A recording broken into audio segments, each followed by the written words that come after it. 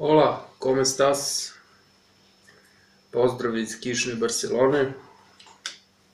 Danas je 2. septembar, deca već u najveći idu u školu, ali ja uživam u Barceloni. Šalu na stranu.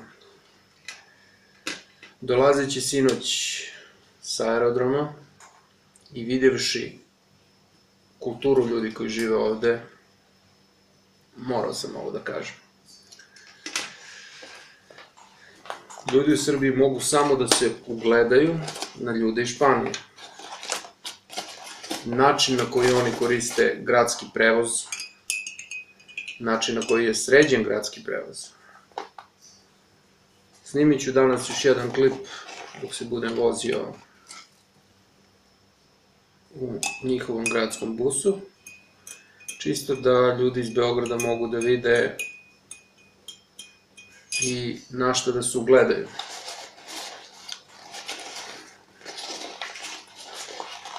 Da vam da malo popričamo uz kaficu. Ovo je glas iz naroda koji stalno kritikuje nešto. Ovog puta ima da uz tu kritiku i predstavi način kako da se ispravi ono što je loše.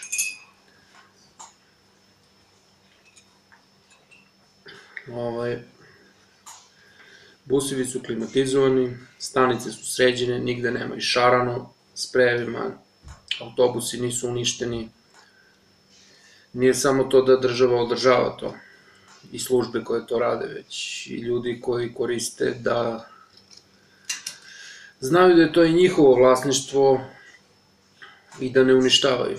Da ljudi znaju pravilo da se ulazi na prednja vrata, a da se na zadnja vrata izlazi. I da se tako ponašaju.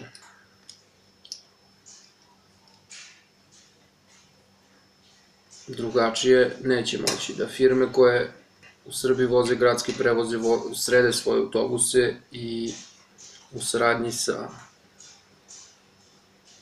organima održavaju red. Takođe da se građani koji koriste prevoz ponašaju u skladu sa onim pravilima i normama modernog civilizacijskog društva. Tako da, eto, ovo je samo mali uvod u to. Danas ću da dodam još jedan snimak koji će biti iz gradskog prevoza. Tako da, vidimo se u narednom snimku. Pozdrav, živeli.